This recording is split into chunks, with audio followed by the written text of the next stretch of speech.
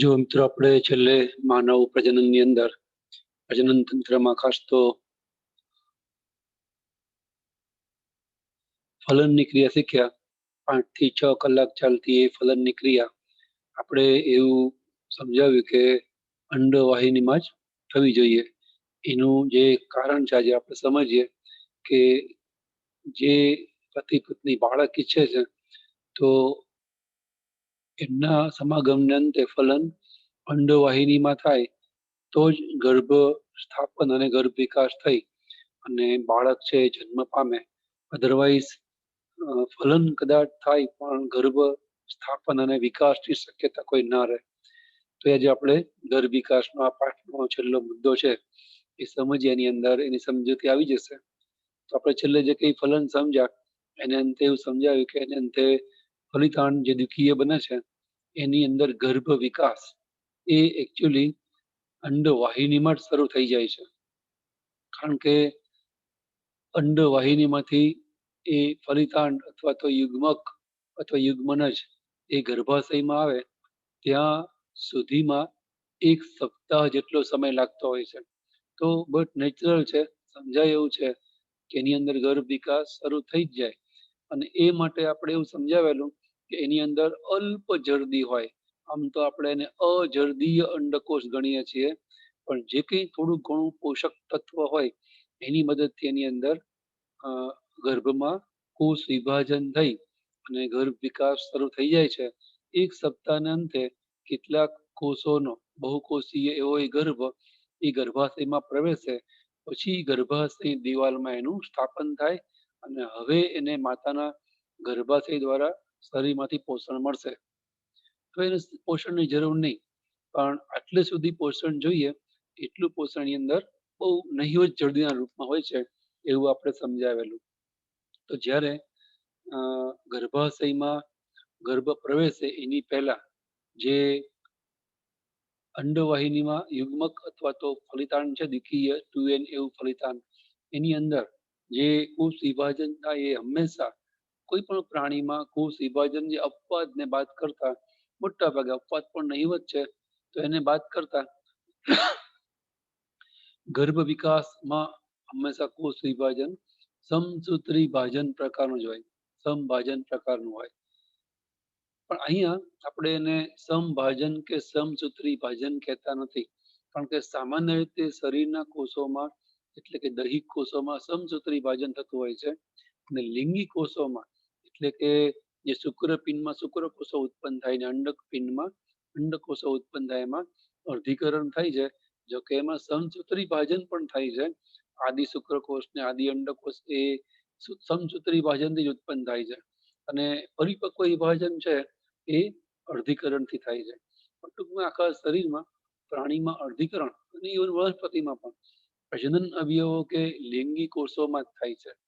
એ સિવાયના વનસ્પતિમાં પુંકેસર ને સ્ત્રીકેસર, એમાં પરાગાશય ને બીજાશય હોય, એમાં પરાગરજ અને અંડકોષો ઉત્પન્ન થવા સમયે અર્ધીકરણ થાય. બાકી સમગ્ર દેહમાં મૂળ પ્રકાંડપર્ણમાં જે કંઈ કોષ વિભાજનથી એની વૃદ્ધિ વિકાસ થાય એ સમસૂત્રી ભાજનથી જ થાય છે. એમ પ્રાણીમાં શુક્ર અને અંડપિંડ સિવાયના અંગોમાં જે કે ભાઈ અંગો છે, આખું શરીર છે, એમાં નવા કોષોની જરૂર પડે તો એ હંમેશા સમભાજનથી ઉત્પન્ન થાય. તો એમ ગર્ભ વિકાસ પણ હંમેશા સમસૂત્રી ભાજનથી જ થાય.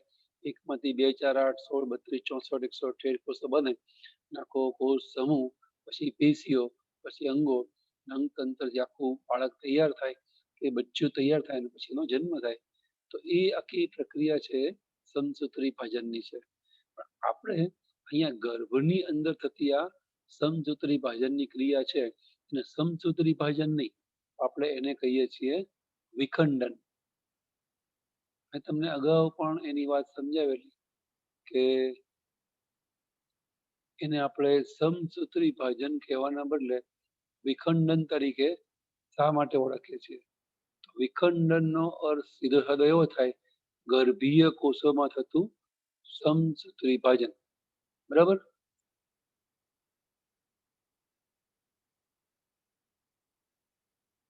અથવા તો ગર્ભ વિકાસ દરમિયાન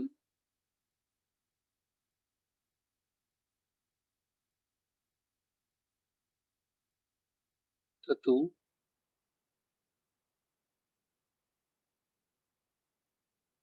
સમભાજન.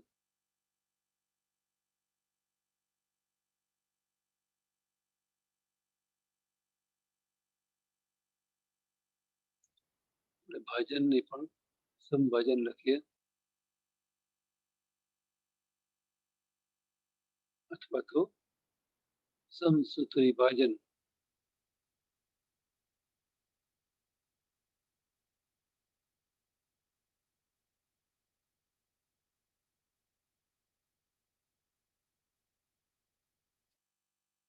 એને આપણે વિખંડન કહીએ છીએ.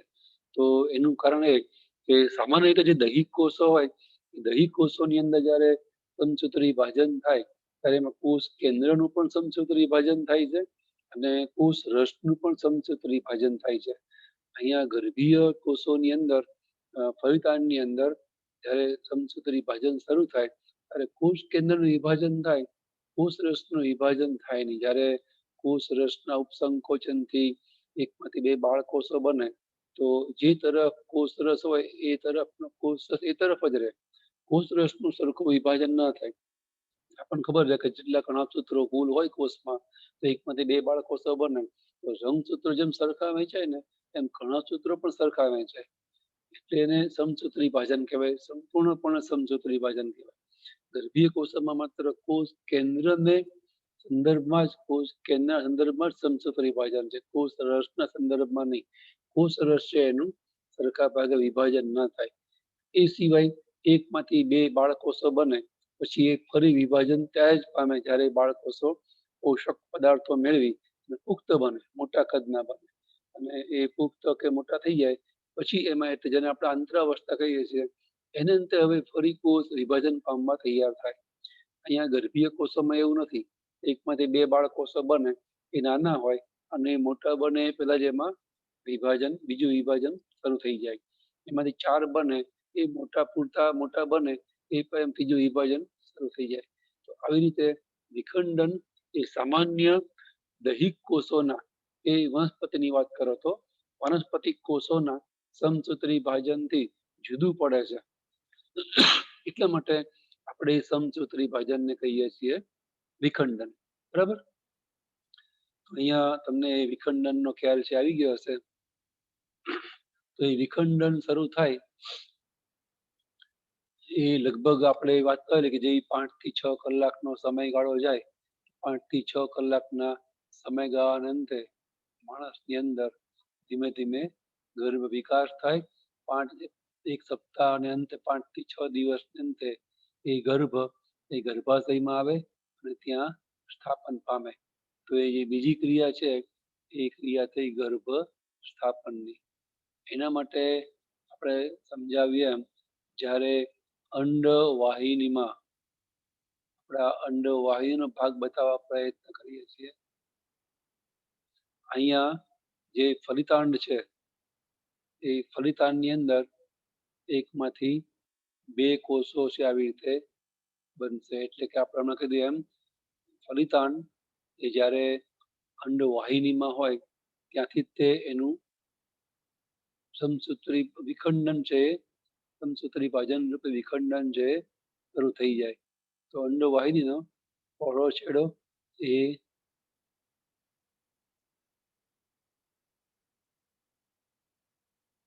તુંબિકા અને સાંકડો છેડો એ આ પહોળો છેડો અને આ સાંકડો છેડો એ ઇસ્તમસ.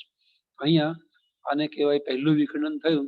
આપણે અગાઉ સમજ્યા છીએ એમ હંમેશા પહેલું વિખંડન છે ને એ આયામ જ થાય. પ્રાણી જગતમાં આ નિયમ છે. પછી બીજા વિખંડનથી જે વિખંડનની દિશા છે આડી ઊભી ત્રાંસી આયામ કે અનુપ્રસ્થ, એ પછી પ્રાણીની જાત ઉપર આધાર રાખે. પણ પ્રાણી સૃષ્ટિમાં હંમેશા ફલિતાંડમાં ગર્ભ વિકાસ શરૂ થાય પહેલું વિખંડન ઊભું કે આયામ જ થાય. વનસ્પતિમાં પણ એવું છે કે વનસ્પતિ જાત પ્રમાણે આધાર રાખે વિખંડન દિશા. પણ વનસ્પતિમાં પહેલું જે વિભાજન છે ગર્ભને કોષનું એ હંમેશા અનુપ્રસ્થ થાય. અહીંયા આડું આપણે બતાવે એટલા માટે. એના પછી એમાંથી ચાર કોષો છે ગર્ભ દ્વિકોષીય અવસ્થામાંથી હવે 4 કોષીય અવસ્થામાં પ્રવેશે. એના પછી આપણે કીધું એમ ગર્ભ છે એનું થોડું કદ વધે અને ગર્ભ છે આવી રીતે 8 કોષીય અવસ્થામાં પ્રવેશે. 4 કોષો આ બાજુ, 4 કોષો પેલી બાજુ, એવી રીતે 8 કોષો, અથવા આવી રીતે સ્ફેરિકલમાં આપણે થોડા કોષો દેખાય આ તરફ. એના પછી એનાથી પણ આગળ 32 કોષીય અવસ્થામાં પણ એ પ્રવેશે અને ધીમે ધીમે ધીમે એની અંદર એક નાનું એવું પોલાણ છે બને. અહીંયા પણ કોષો છે, અહીંયા પણ કોષો છે, ચારેય બાજુ વચમાં આવું એક પોલાણ છે ઉત્પન્ન થાય. આ જે પોલાણ છે એને આપણે કહીએ છીએ ગર્ભકોષ્ઠ.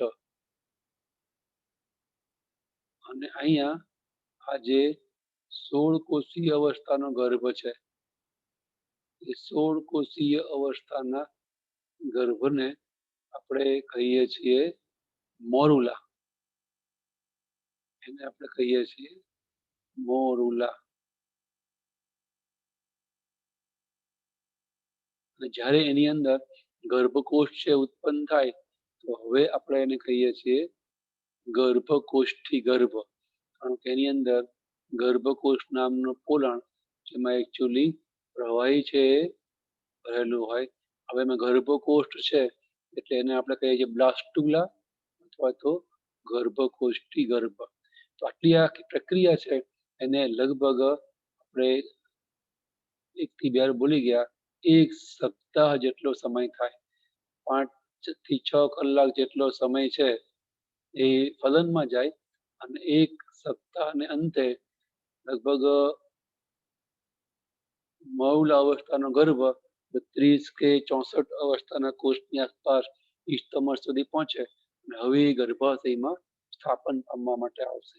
એ વખતે એની અંદર આપણને મુખ્ય 3 વસ્તુઓ છે એ જોવા મળશે. નંબર 1, જે ગર્ભકોષ્ઠી ગર્ભ છે એની અંદર આપણે હમણાં બતાવ્યું એમ આવું એક પોલાણ છે એ જોવા મળશે અને એની ફરતે એક વિશિષ્ટ પ્રકારના કોષનું આવરણ છે એ જોવા મળે જેને આપણે કહીએ છીએ ગર્ભપોષક સ્તર. સૌથી જે બહારનું આવરણ છે એને આપણે આવું નામ આપીએ છીએ ગર્ભપોષક સ્તર અથવા તો એને ભ્રૂણ પોષક સ્તર પણ કહેવાય. કારણ કે ગર્ભને અહીંયા આપણે ભ્રૂણ તરીકે ઓળખીએ છીએ, એકચ્યુઅલી એ અલગ વસ્તુ છે. ગર્ભ અને ભ્રૂણમાં ફેર છે. આપણે અગાઉ એ સમજાવ્યું છે કે 2.5-3 મહિના સુધી માણસની અંદર એને ગર્ભ અથવા એમ્બ્રિયો કહેવાય. 2.5-3 મહિના પછી એને આપણે ભ્રૂણ કહીએ છીએ. એટલા માટે કે 2.5-3 મહિના સુધી એ પોલા ગોળાના રૂપમાં હોય અને એની અંદર આપણે લિંગ નિશ્ચયન કરી શકીએ નહીં. એ નર કે માદા બાળકનો ગર્ભ છે આપણને ખબર નહીં પડે. 2.5-3 મહિના પછી એ ગર્ભની અંદર જનન અવયવ વિકાસ પામે, શિશ્ન અથવા યોનિ માર્ગ. તો હવે આપણને ખબર પડે કે વિકસતો એ ગર્ભ નર છે કે માદા. તો હવે એને આપણે ભ્રૂણ કહીએ છીએ, બરાબર. એને ફિટસ કહેવાય.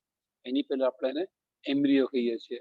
અહીંયા ચોપડીમાં આપણે અલગ અલગ રેફરન્સમાં જોઈએ છીએ તો એને ગર્ભ પોષક સ્તર અથવા ભ્રૂણ પોષક સ્તર તરીકે પણ ઓળખે છે. આ જે પોલાણ છે એ પોલાણને આપણે કહીએ છીએ, જે આપણે સમજાવ્યું છે પ્રમાણે એને આપણે કહીએ છીએ ગર્ભ કોષ્ઠ.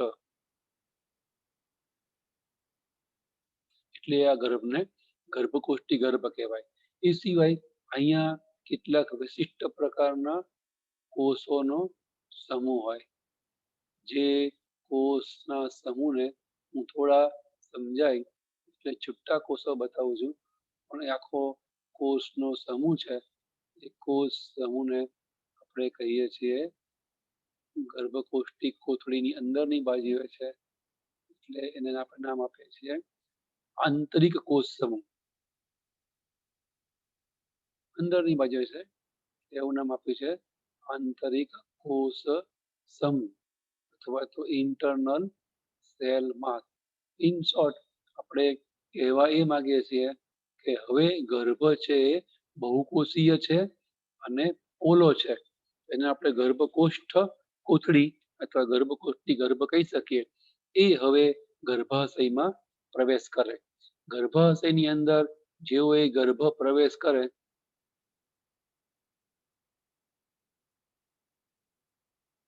મોટા ભાગે એ ગર્ભ છે આપણા ગર્ભાશય છે એ બતાવવા માંગીએ છીએ.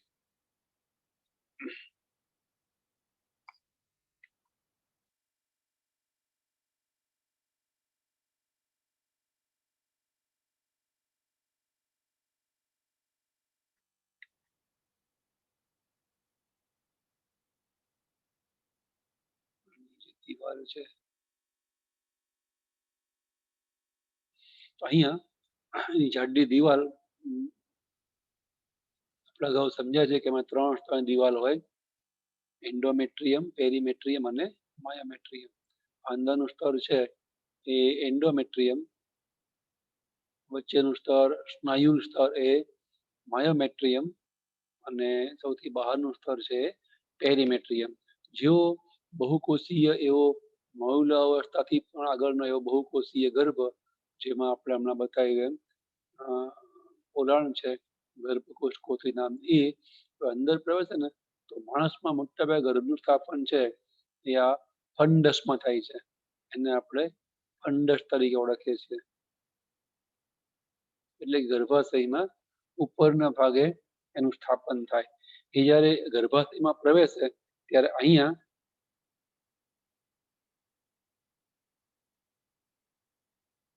ગર્ભાશયનું જે ભ્રૂણ પોષક સ્તર છે, આંતરિક કોષ સમૂહ છે, તો એ ગર્ભાશયના ભ્રૂણ પોષક સ્તરમાંથી ઉત્સેચકોનો સ્ત્રાવ થતો હોય છે. આ ઉત્સેચકો છે એ આ ગર્ભાશયનું જે એન્ડોમેટ્રિયમ છે એ એન્ડોમેટ્રિયમના કેટલાક કોષોને પચાવે.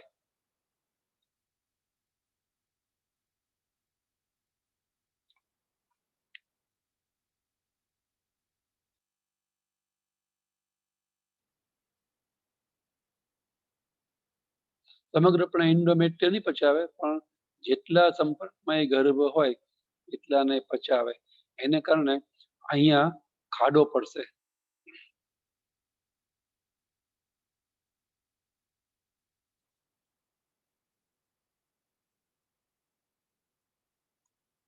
અહીંયા થોડો ભાગ છે એ અંદરની બાજુ આવી રીતે થઈ જાય.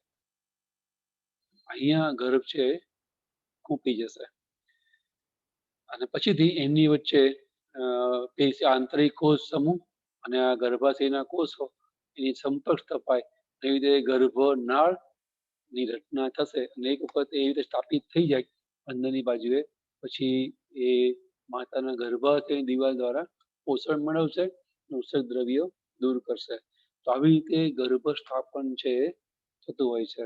તો અહીંયા તમને એક લોજિક અથવા કારણ એ સમજાયું હોવું જોઈએ કે જો ફલન થાય તો અંડવાહિનીમાં જ થવું જોઈએ.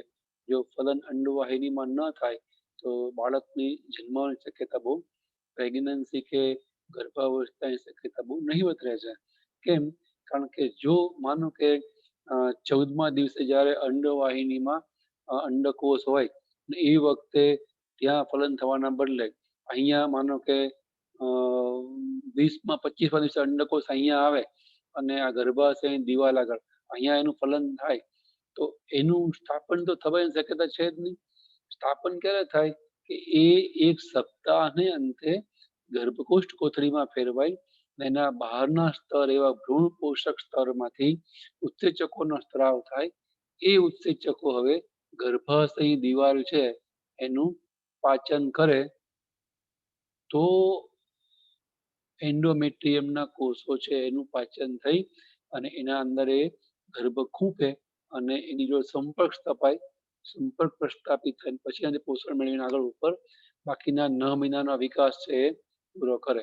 પણ આપણને ખબર છે કે જ્યારે ગર્ભાશયમાં અહીંયા ફલિતાંડ હોય અને અહીંયા એનું ફલન થાય તો એક સપ્તાહ સુધી એ ગર્ભકોષ કોથળીમાં ફેરવાશે નહીં અને એક સપ્તાહ પછી એ ગર્ભકોષ કોથળીમાં ફેરવાય પણ ત્યારે તો એ ગર્ભ યોની માર્ગ સુધી પહોંચીને નિકાલ પામી ગયા, કારણ કે સંકોચન વિસ્તરણને અંતે એ દિવાલ ઉપર ટકી શકે નહીં એમને એમ, સંપર્ક કે સ્થાપિત થયા વગર.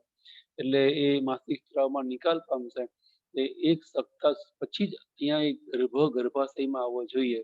એનો મતલબ કે ફલન ગર્ભાશયમાં નહીં, અંડવાહિનીમાં જ થવું જોઈએ. એટલે જો ફલન અંડવાહિનીમાં થાય તો જ પછી એ એક પછી જયારે ગર્ભાશયમાં આવે ત્યારે ગર્ભકોષ કોથળીમાં ફેરવાય, હવે ઉત્સેચકોનો સ્ત્રાવ કરવા સક્ષમ હોય તો જ એ એન્ડોમેટ્રિયમ પચાવી અને એમાં સ્થાપિત થઈ શકે. ગર્ભ સ્થાપન થાય તો જ તે 9 મહિના પછી ગર્ભ એ બાળક તરીકે જન્મે. એનો મતલબ કે અંડવાહિનીમાં અંડકોષ હોય ત્યાં જ ફલન થવું જોઈએ.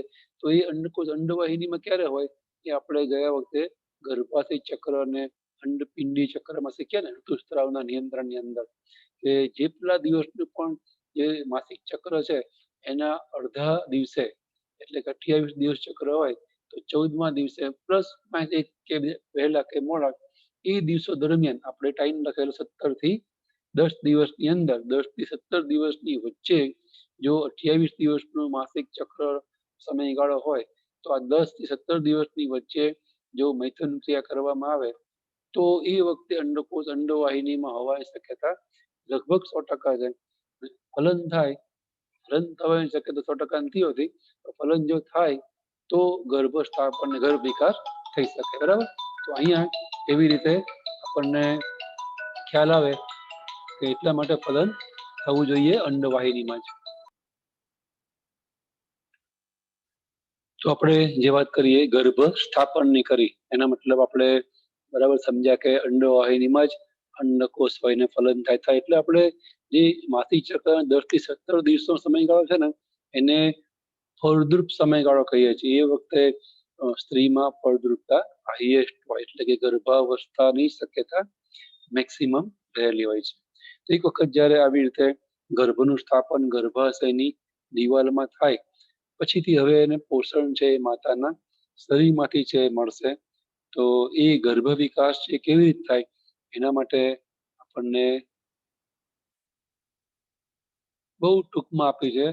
જૂના કોર્સમાં થોડું લાંબુ હતું, અહીંયા આપણને એ એક વખત ગર્ભાશયમાં ગર્ભ સ્થાપન થાય પછી એનો વિકાસ બહુ 5 જ લીટીમાં ટૂંકમાં આપે છે.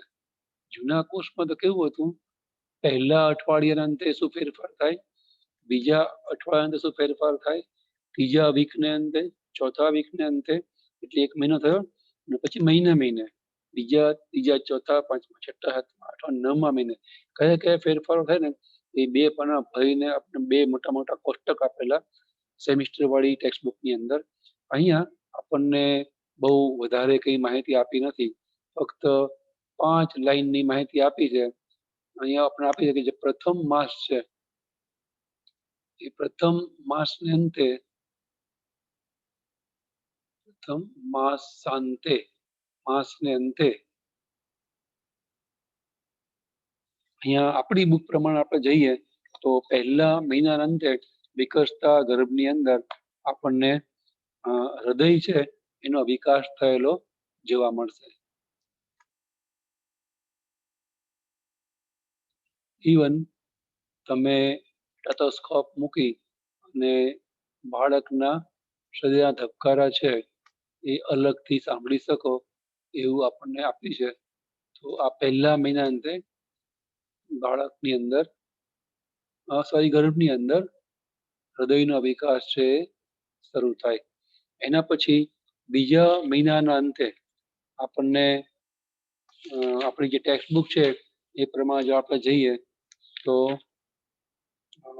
ઉપાંગો અને આંગળીઓનો વિકાસ શરૂ થાય બીજા મહિનાના અંતે.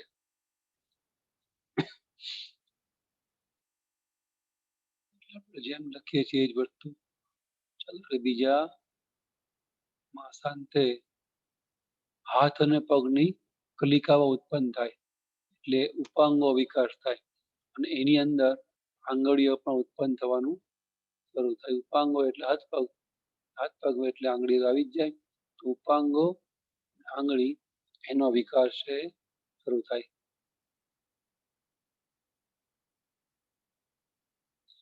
અને એના પછી ત્રીજા મહિનાના અંતે, ત્રીજા મહિના મતલબ ત્રિમાસિક ગર્ભ, તો અહીંયા આપણે એને ટ્રાઇમેસ્ટર કહીએ છીએ. ફર્સ્ટ ટ્રાઇમેસ્ટર કહેવાય એને. ત્રીજા માસને અંતે, એટલે એને આપણે પ્રથમ ટ્રાઇમેસ્ટર કહીએ છીએ. First trimester. ટ્રાય એટલે 3.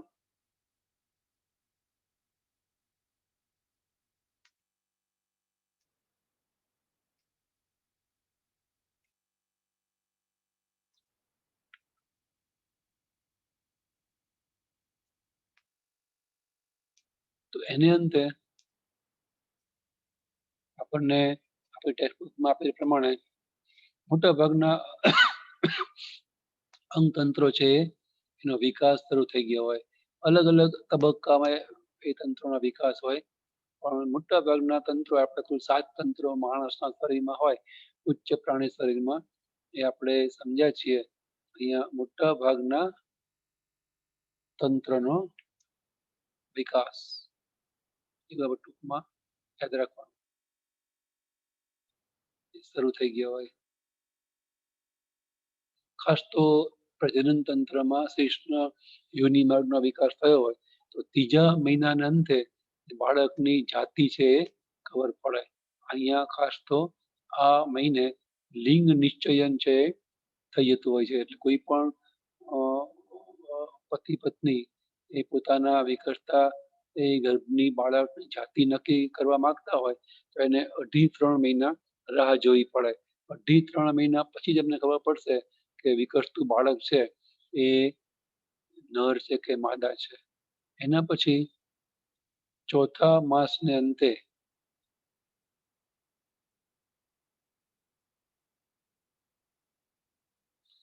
આપણને કોઈ ચોથા મહિનાની માહિતી અહીંયા આપી નથી, એ જૂના કોર્સમાં આપી હતી. એટલે અહીંયા આપણે આપણી એનસીઈઆરટી બુક પ્રમાણે જો લખીએ છીએ અને આપણે કાઢી નાખીએ, અહીંયા હવે આપણને આપી છે બધી માહિતી 5મા મહિનાની. 5મા મહિને ગર્ભનું પ્રથમ હલનચલન અને શીર્ષ પર વાળ દેખાય. 5મા માસને અંતે, 5મા માસાંતે હવે ગર્ભ છે એ હલનચલન દર્શાવે અને એ ઉપરાંત શરીર ઉપર, ખાસ તો શીર્ષ પર વાળ પણ ઉત્પન્ન થાય.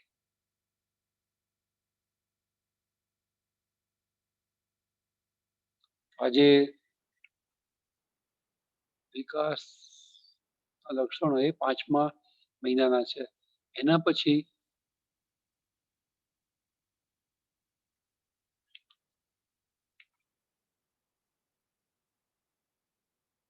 6ઠ્ઠા મહિને,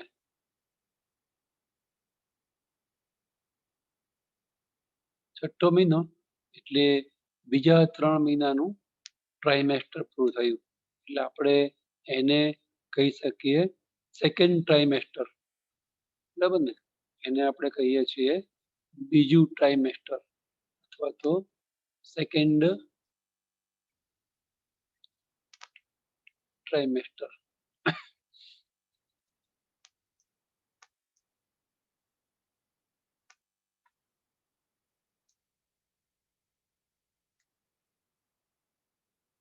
એની અંતે લગભગ બાળકના આખા શરીર પર વાળ છે એ આપણને જોવા મળે. શરૂઆતમાં થોડા શીર્ષ ઉપર વાળ જોવા મળે. હવે સમગ્ર શરીર પર આપણને વાળ એટલે કે રૂંવાટી છે એ જોવા મળે. એ સિવાય શરીર પર રૂંવાટી ઉત્પન્ન થયા સિવાય એના પોપચા પણ હવે ખોલે. બાળક જે ગર્ભાશયમાં છે એના પોપચા હવે ખુલવા માંડે. તો એ આ બીજા ટ્રાઇમેસ્ટરને અંતે. હવે એના પછી 7મા અને 8મા મહિનાની આપણને કઈ માહિતી આપી નથી. એના પછી સીધી જ માહિતી આવશે 9મા મહિનાની. ચોથો, 7મો અને 8મો મહિનો અહીંયા સ્કીપ કર્યો છે. 9મા મહિને તો આપણને ખબર જ છે કે 9મા મહિનાને અંતે માણસની અંદર 9 મહિનાનો તો ગર્ભાવધિ કાળ છે. તો એની અંતે જે વિકસતું બાળક છે એ હવે જન્મ પામવા તૈયાર હોય.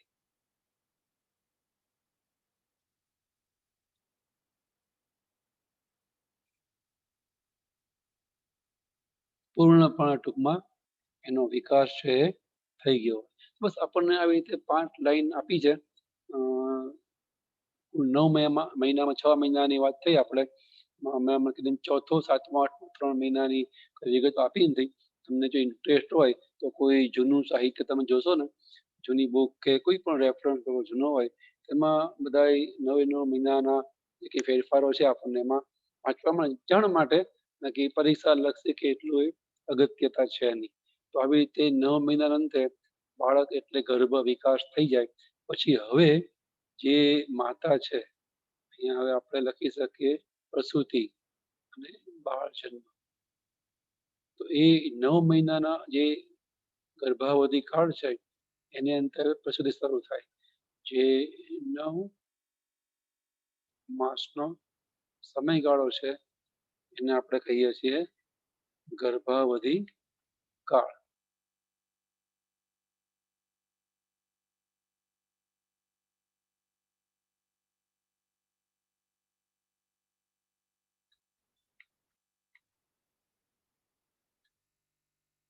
ગર્ભાવધિ કાળ મતલબ સમય, ગર્ભની વિકાસની અવધિ સમય. એને અંતે હવે માતા છે એ માતાની પિટ્યુટરી ગ્રંથિમાંથી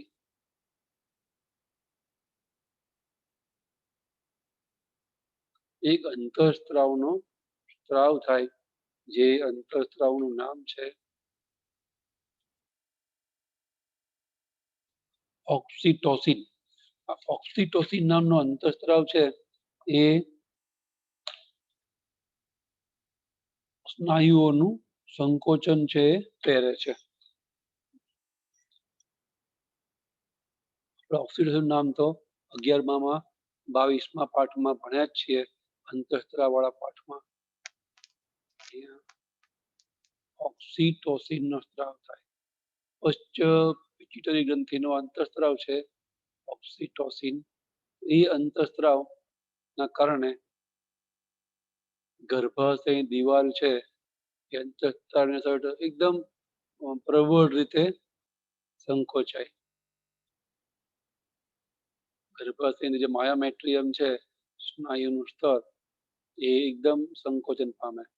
ગર્ભાશય સંકોચાય એટલે એની અંદર રહેલું જે બાળક છે એની ઉપર દબાણ આવે અને એ બાળક છે એ બહાર આવવા માટે પ્રયત્ન કરે.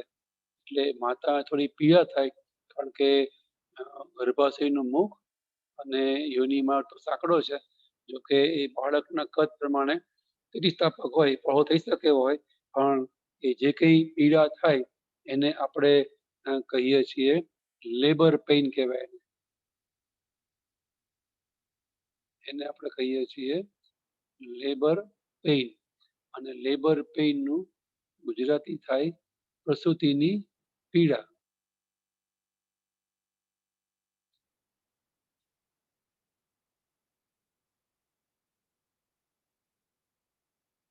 એ વખતે મહિલા ડોક્ટર પાસે જશે. ડોક્ટર યોગ્ય રીતે બાળકનો જન્મ કરાવશે અને આ શક્તિશાળી સંકોચનને કારણે વધુ ને વધુ ઓક્સિટોસિન છે એનો સ્ત્રાવ થાય અને ગર્ભાશય વધુ સંકોચાય. છેવટે બાળક છે એનો જન્મ થાય, જે એના ગર્ભનાળ દ્વારા માતાના ગર્ભાશય સાથે જરાયુ દ્વારા જોડાયેલો હોય. એ ડોક્ટર કાપી નાખે. અમુક ટાઈમ પછી એ જરાયુ નામની નળી એ જે અડધી લટકતી હોય બાળક નાભી જોડે, અડધી અંદર ગર્ભાશય જો લબડતી હોય, એ બંને ટૂંકમાં ખરી પડશે. આવી જેવો બાળકનો જન્મ થાય એ ભેગું જ એના પોષણ માટે કુદરતે જે વ્યવસ્થા કરી છે એ વ્યવસ્થા પ્રમાણે તરત જ તે જે સ્તન ગ્રંથિ છે એ સ્તન ગ્રંથિ સક્રિય બને. એમાંથી પીળાશ પડતા દૂધનો, પીળાશ પડતા રંગના દૂધનો સ્ત્રાવ શરૂ થાય, જે કોલોસ્ટ્રમ તરીકે ઓળખાય છે. પીળા કલરના રંગનું જે કોલોસ્ટ્રમ છે એનો સ્ત્રાવ શરૂ થાય. એની અંદર આપણે અગાઉ બતાવ્યું હતું એમ એક રોગ પ્રતિકારક તત્વ હોય જેને આપણે કહીએ છીએ ઇમ્યુનોગ્લોબ્યુલિન એ.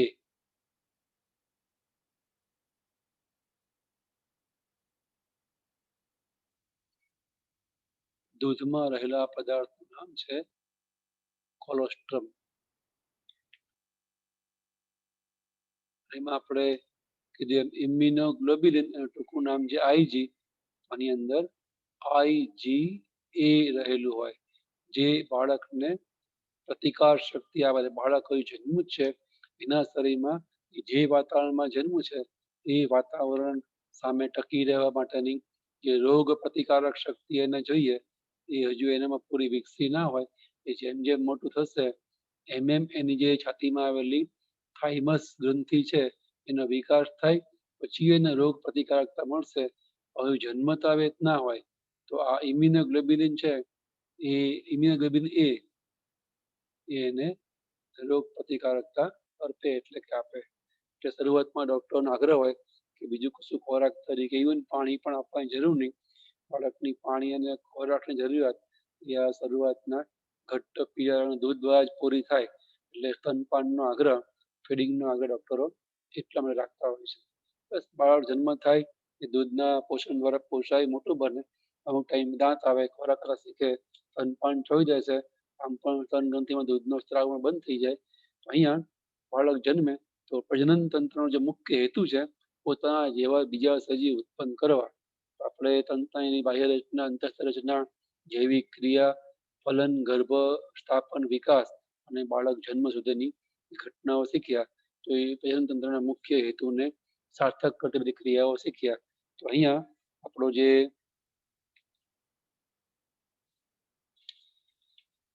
પાઠ છે એ પૂરો થાય છે. એક છેલ્લી વાત આપણે પાઠની ડિટેલ એ અહીંયા આપીને પૂરી કરીએ. આપણે શરૂઆતમાં જે ગર્ભ વિકાસ વખતે કીધું કે જે ગર્ભકોષ કોથળી છે એ ગર્ભકોષ કોથળીની અંદર આ જે બહારનું છે ભ્રૂણ પોષક સ્તર કે ગર્ભ પોષક સ્તર એની અંદરની બાજુએ આવી રીતે આંતરિક કોષ સમૂહ હોય. એ આંતરિક કોષ સમૂહ છે એ આવી રીતે તકતીમાં ફેરવાય છે, ચપટી તકતીમાં ફેરવાય અને એની અંદર શરૂઆતમાં બે સ્તરો હોય. આ જે ઉપરનું છે એ બાહ્ય ગર્ભ સ્તર અને આ નીચેનું છે એ અંતઃ ગર્ભ સ્તર. પછીથી એની અંદર મધ્ય ગર્ભ સ્તર પણ ઉત્પન્ન થશે.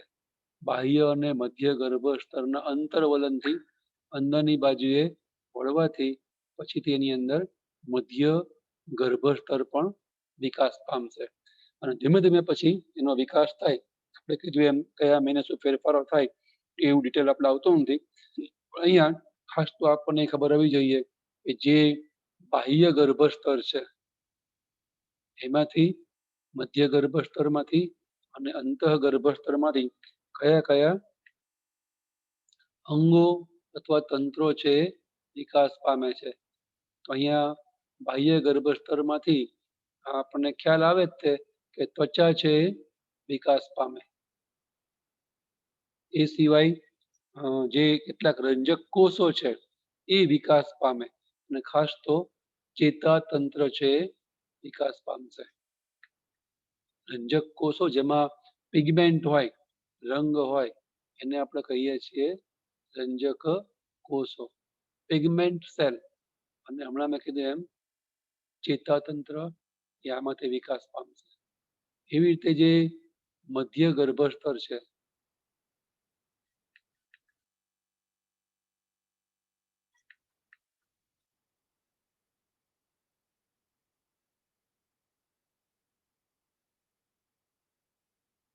એમાંથી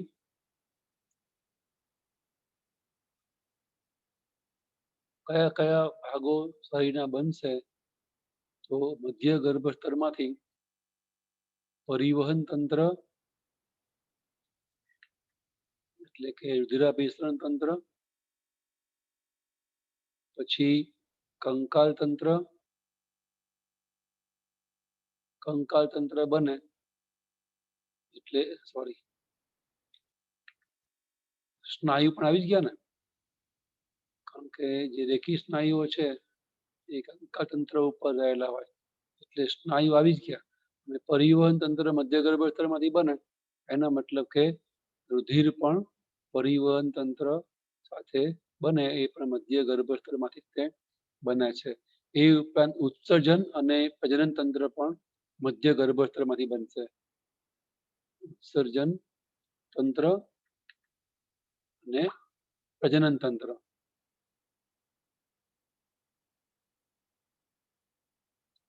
ઉત્સર્જન તંત્ર અને પ્રજનન તંત્ર. અને છેલ્લે બાકી રહ્યું હવે અંતઃગર્ભસ્તર.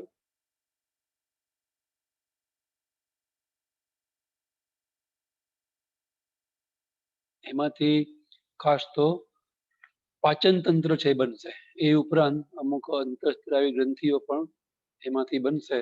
એટલે તમે જો લગભગ બધા જ 7 તંત્રો આપણે અહીંયા હિસાબમાં આપ્યા.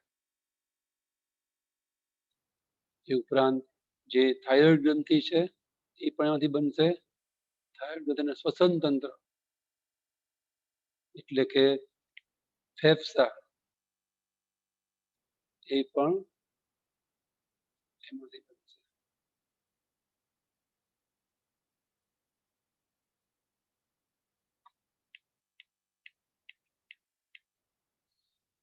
અહીંયા પર લખીએ છીએ ફેફસા. ફેફસા એટલે શ્વસન તંત્ર તમારે સમજી લેવાનું, બરાબર. તો આટલી વસ્તુ અલગ અલગ ગર્ભસ્તરણ બનશે. કેવી રીતે બનશે એ આપણા કોર્સની બહારની બાબત છે. એ આપણે અહીંયા કંઈ દર્શાવવાની હતી નથી. તો આ પાઠની અંદર આટલી વિગતો આપણને આપેલી છે. એ સિવાય બીજું આપણે કંઈ વધારે ખાસ જોવાનું છે નહીં. અને હજી છેલ્લી બાકી રહી કે પૂરી કરી આપણે પાઠની અંદર ગર્ભાવસ્થા વખતે અમુક અંતઃસ્ત્રાવ ઉત્પન્ન થાય છે. એ અંતઃસ્ત્રાવના 2-3 નામ જોઈ લઈએ. તમે લોકો આ વિડીયો સ્ટોપ કરીને માહિતી લખી લીધી હશે અથવા તો સ્ક્રીનશોટ લઈ લીધો હશે. અહીંયા હું આગળ જઉં છું આને જવા દઈને. એ અંતઃસ્ત્રાવો છે, એક છે HCG નામનો અંતઃસ્ત્રાવ. આ બધા અંતઃસ્ત્રાવો ગર્ભાવસ્થા વખતે તે ઉત્પન્ન થાય છે. બીજો છે HPL નામનો અંતઃસ્ત્રાવ. ત્રીજો અંતઃસ્ત્રાવ આપણે હમણાં જ જોયો ઓક્સિટોસિન નામનો અંતઃસ્ત્રાવ. ચોથો અંતઃસ્ત્રાવ આપણે જોઈએ છીએ ઓક્સિટોસિન નામનો અંતઃસ્ત્રાવ. અને એક છે રિલેક્સિન નામનો અંતઃસ્ત્રાવ. આ બધા અંતઃસ્ત્રાવો ગર્ભાવસ્થા વખતે જ તે ઉત્પન્ન થાય. એની પહેલા આ અંતઃસ્ત્રાવોની હાજરી આપણને જોવા મળશે નહીં.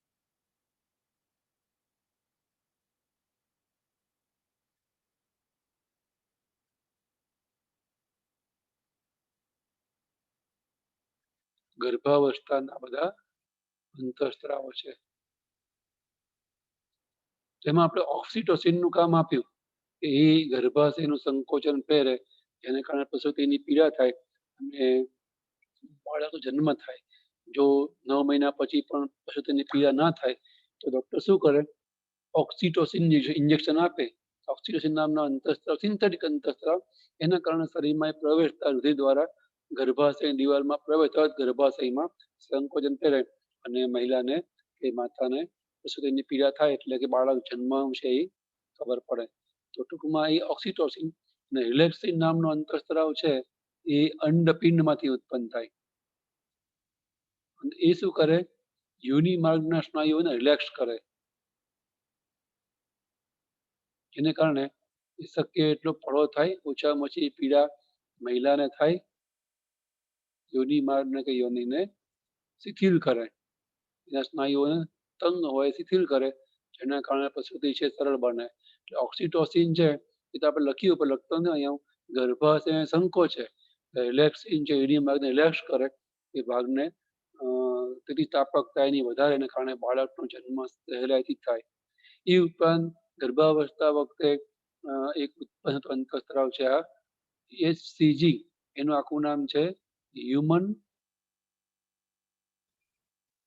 કોરિયોનિક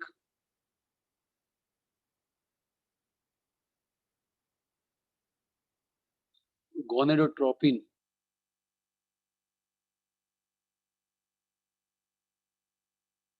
અને બીજો અંતઃસ્ત્રાવ છે એનું નામ છે HPL. એમાં પણ આવશે હ્યુમન, H એટલે તો ઉપર છે એમ જ, અને P એટલે પ્લાસન્ટલ. પ્લાસન્ટા જરાયું એટલે જરાયું જ, પ્લાસન્ટા એટલે જરાયું, પ્લાસન્ટલ મતલબ જરાયું જ, અને એર એટલે લેક્ટોજેન. આ લેક્ટો શબ્દ આવે એનો મતલબ કે દૂધને લગતી બાબત. તો આ જે અંતઃસ્ત્રાવ છે એ દૂધના સ્ત્રાવને પ્રેરે. ઓક્સિટોસિન પણ દૂધના સ્ત્રાવને પ્રેરે અને HCl પણ પ્રેરે. અને HCG છે એ જરાયુમાંથી ઉત્પન્ન થતો અંતઃસ્ત્રાવ અને ગર્ભ વિકાસ માટે અતિ અગત્યનો અંતઃસ્ત્રાવ છે. બાળક ક્યાં સોરી ગર્ભનું સ્થાપન ગર્ભાશયમાં થાય ને પછી આ HCG નામનો અંતઃસ્ત્રાવ છે ઉત્પન્ન થાય. એની આપણે જયારે પાઠ પહેલી ચલાવ્યો ને ત્યારે સમજાયું હતું કે HCG એ જો મહિલાના મૂત્રમાં જોવા મળે તો મહિલા ગર્ભવતી છે, પ્રેગ્નન્ટ છે એવું કહેવાય. અને જો મહિલાના મૂત્રમાં HCG ની હાજરી ના હોય તો એ ગર્ભવતી કે પ્રેગ્નન્ટ ના કહેવાય.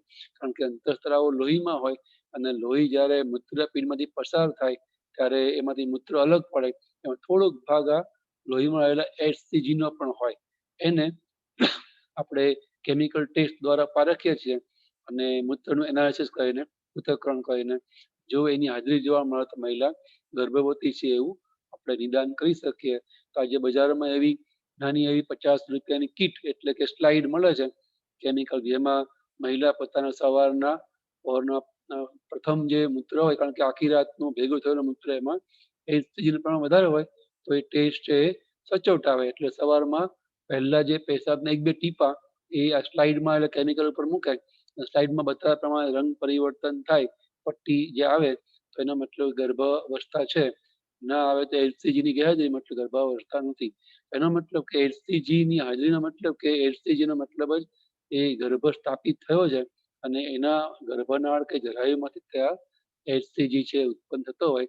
HCG નો મતલબ ગર્ભનાળ છે, ગર્ભનું સ્થાપન થયું છે. એટલે ગર્ભ સ્થાપન કે નિદાન માટેની કસોટીમાં પણ અંતઃસ્ત્રાવનું પ્રમાણ કે હાજરી આપણને કામ લાગે. તો આ અંતઃસ્ત્રાવ બધા ગર્ભાવસ્થા દરમિયાન ઉત્પન્ન થતા શરીરમાં જોવા મળતા અંતઃસ્ત્રાવો છે. તો અહીંયા લગભગ આપણે મોટા ભાગની બધી બાબતો છે એ ગર્ભ સ્થાપન ને ગર્ભ વિકાસ દરમિયાન આપી. આ સાથે અહીંયા આપણો આ ત્રીજો પાઠ છે એ પૂરો કરે છે. હવે આવતી વખતે આગળના ચેપ્ટરની વાત છે કરીશું. અહીંયા આપણે અટકીએ છીએ. બધાને આટલી બાબતોનો ખ્યાલ આવી ગયો હશે એવું હું માનું છું. નેક્સ્ટ ટાઈમ મળીએ. અહીંયા આપણે અટકીએ.